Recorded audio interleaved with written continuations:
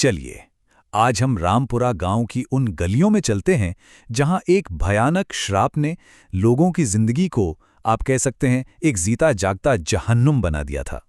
आइए, इस पूरी रहस्यमयी कहानी की एक-एक परत को खोलकर देखते हैं।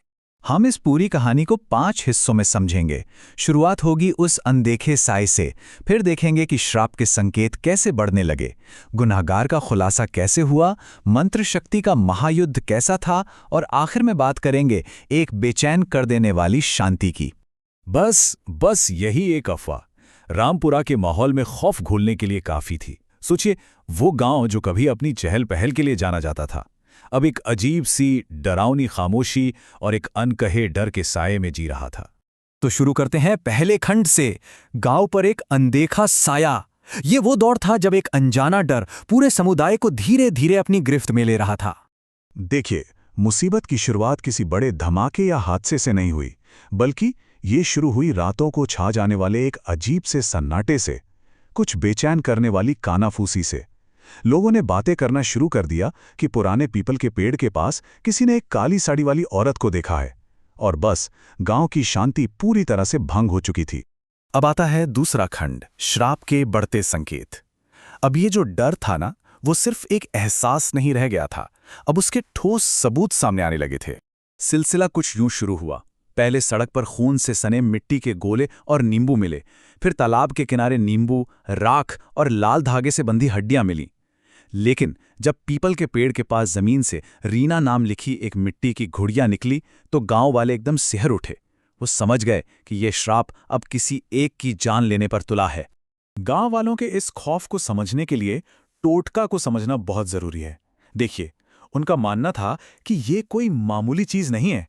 ये सिर्फ शरीर को नहीं, बल्कि किसी इंसान की आत्मा तक को बांध सकता है, उसे अपना गुलाम बना सकता है। और जैसे ही वो गुड़िया मिली, रीना की दुनिया ही पलट गई। उसकी तबीयत दिन ब दिन बिगड़ने लगी। वो मानसिक रूप से टूटने लगी थी। ऐसा लगता था जैसे कोई अनदेखी ताकत उसे रात दिन तड़पा रही हो, अपने वश में कर रही हो। तो अब कहानी पहुंचती है तीसरे खंड पर, खुलासा। अब गांव वालों के लिए जरूरी हो गया था कि उस चेहरे को बेनकाब किया जाए जो इस सारी दहशत के पीछे था। तो हुआ ये कि उस अंधेरी रात पंडित जी के साथ कुछ हिम्मत वाले गांव वाले उस पीपल के पेड़ की ओर बढ़े। आधी रात के वक्त उन्होंने एक औरत को काला जादू करते हुए रंगे हाथों पकड़ लिया, और जब उन्होंने उसका चेहरा देखा तो वो कोई और नहीं बल्कि पास के गांव से निकाली गई एक औरत जगनी थी। जगनी के ये शब्द उसके मकसद को बिल्कुल साफ कर देते हैं। मतलब वो सिर्फ एक डायन या जादूगरनी नहीं थी, बल्कि वो एक ऐसी माँ थी जो अपने परिवार पर हुए जुल्म का, अपने बच्चों की भूख का बदला लेने आई थी। और यहीं से शुरू होता है कहानी का चौथा खंड, मंत्र शक्ति का महायुद्ध।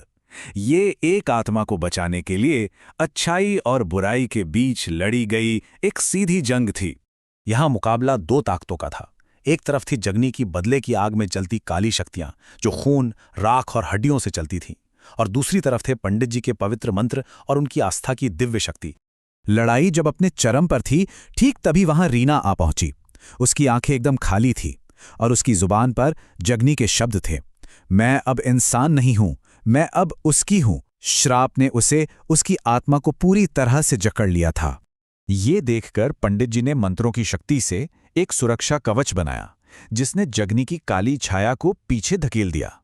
फिर उन्होंने रीना पर गंगाजल छिड़का और एक जोरदार चीख के साथ वो बुरी आत्मा बाहर निकली और सीधे जगनी के मिट्टी के घड़े में जाकर कैद हो गई। और कैद होते ही वो घड़ा आग के एक धमाके साथ टूट गया। और जैसे ही वो घड़ा टूटा, जगनी की सारी शक्ति खत्म हो गई। उसका शरीर हवा में राख बनकर बिखर गया और उसके आतंक का वो भयानक अध्याय भी खत्म हो गया। अब हम आते हैं 5वें और आखिरी खंड पर, एक बेचैन शांति। जंग तो खत्म हो गई थी, जंगी भी खत्म हो गई थी, लेकिन क्या वो खौफ सच में खत्म हुआ था? जगनी तो चली गई, पर उसका खौफ गांव की हवा में जैसे बस गया था। इस बुराई के असर को पूरी तरह मिटाने के लिए गांव में एक बड़ा शुद्धि यज्ञ किया गया, ताकि वहां फिर से वो पुरानी आध्यात्मिक शांति लौट सके। लेकिन गांव वालों के दिल में एक डर, कह सकते हैं कि हमेशा के लिए बस गया था। वो अक्सर एक दूसरे से कहते, शायद जगनी की आत्मा को अभी भी शांति नहीं मिली है। और सच कहूं तो यही इस कहानी का असली खौफ है। खतरा टल गया, रीना की जान बच गई, गांव में सब नॉर्मल होने लगा। लेकिन वो पीपल का पेड़ और उससे जुड़ी वो डरावनी यादें हमेशा के लिए उस गांव का हिस्सा बनकर रह गई। एक ऐसा डर जो शायद कभी पूरी तरह खत्म नहीं होगा। और आखिर में ये कहानी हमें एक बहुत गहरे सवाल के साथ छोड़ जाती है कि जब अन्याय का बदला एक श्राप बन जाए तो असली गुनहगार कौन है? क्या वो गांव वाले जिन्होंने जगनी और उसके परिवार पर जुल्म किया, या वो जगनी जिसने बदला लेने के लिए सारी हदें पार कर दी?